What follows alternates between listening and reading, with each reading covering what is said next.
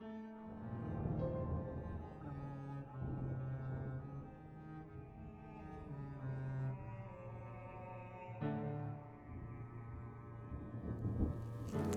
œuvres de Dieu. Dieu, dans sa sagesse profonde, a-t-il tout créé par sa voix? Ou si le hasard seul au monde impose aveuglément ses lois? Pour te délivrer de ce doute, homme, vers la céleste voûte, élève un moment tes regards. Parcours ce magnifique livre. Le nom du Dieu qui te fait vivre y resplendit de toutes parts. Il a bâti cette coupole dont lui seul sait la profondeur pour être à jamais le symbole de son immortelle grandeur.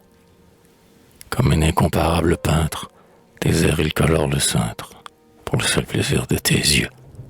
Et pour tempérer la nuit sombre, il a peuplé d'astres sans nombre l'abîme illimité des cieux.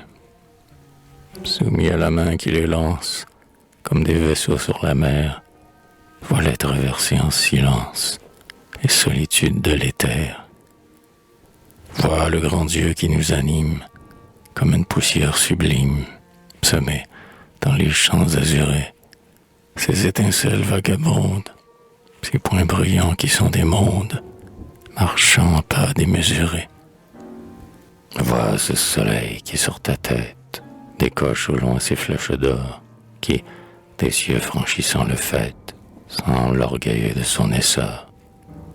Chaque jour l'aurore l'annonce, la nuit disparaît et s'enfonce dans les profondeurs des enfers, et l'orbe enflammé qui rayonne herse les feux de sa couronne jusqu'aux confins de l'univers. Voilà la lune, astre plus modeste, qui, dans le monde est endormi, paraît dans l'enceinte céleste, qu'elle n'éclaire qu'à demi. Douce et timide souveraine, sa présence affaiblit à peine l'éclat des constellations, et son auréole blanchâtre, comme un feu caché dans l'albâtre, épand de suaves rayons. Vois, dans la foudre au loin lancée, vient d'épouvanter l'univers, d'Iris l'écharpe nuancée se dérouler au sein des airs. Vois les nuages dans l'espace, tantôt ondoyer avec grâce, en longues ondes de satin, tantôt montagnes gigantesques, teindre leurs cimes pittoresques, des reflets pourpres du matin. Si tu redescends sur ce globe qui te fut donné pour palais, le Dieu qu'un voile te dérobe s'y montre encore dans ses bienfaits. Partout de ce maître qui t'aime, tu es la puissance suprême en caractères éclatants, et si ton œil n'était débile, tu verrais son trône immobile sur le grand rivage du temps. Que de richesse il prodigue afin d'embellir ton séjour. Sa bonté que rien ne fatigue les renouvelle chaque jour. C'est lui qui sème la verdure, qui donne aux forêts leur parure, qui des champs compose les mailles. C'est lui qui gouverne les ondes et dans leur cavité profonde fait germer l'ambre et le corail. Dieu seul féconde les entrailles, des monts filtrent les métaux. Dieu seul argente les écailles du poisson caché sous les eaux. Quel autre lui dit à la baleine, ces mers qui ébranlent mon haleine te rouleront dans leurs vallons. Quel autre dit au faible arbuste, je veux qu'un jour ton front robuste brise à l'effort des aquilons. Il ceint la panthère qui rôde de son vêtement somptueux. Il teint du vert de l'émeraude le corps du bois monstrueux. Reconnais sa brillante image dans le cygne au neigeux plumage, dans l'aigle au regard plein d'orgueil, dans la forme du faon timide, dans les crins du coursier numide, dans les pas légers du chevreuil. Sur la terre où tu te promènes et dont il t'a créé le roi, les plus imposants phénomènes se reproduisent devant toi.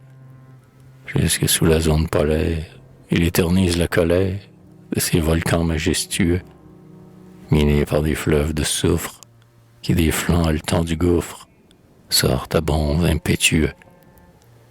Quel spectacle plus grandiose que ces inaccessiblement où l'hiver engourdi repose sur une couche de glaçons, qui, de forêts primordiales, de vieilles roches colossales, environnées de toutes parts, portent au ciel leur tête blanche, où se forment les avalanches, derrière un rideau de brouillard. Quel coup d'œil plus beau, plus sublime que les fureurs des océans, quand le regard plongé s'abîme dans leurs précipices béants, quand l'ouragan rugit sur l'onde, que la voix du tonnerre gronde, et que la lueur de l'éclair, les vents, dans leur bruyante lutte, roulant liquide volute, les flots verdâtres de la mer. Mais près de ces tableaux terribles, vois-tu des tableaux gracieux, des objets presque imperceptibles, feront le charme de tes yeux. La main qui pesait la matière, dans les flancs d'un grain de poussière, prépare au ciron son abri. La main qui dore les planètes, couvre d'éclatantes paillettes le corps du frêle colibri. Admire la délicatesse du verre luisant et de la fleur, aussi beau dans leur petitesse que le soleil dans sa grandeur. Regarde sur la rose humide dormir la verte cantharide qui réfléchit les feux du jour, ou suit de corolle en corolle l'abeille errante qui s'envole, qui s'arrête tour à tour.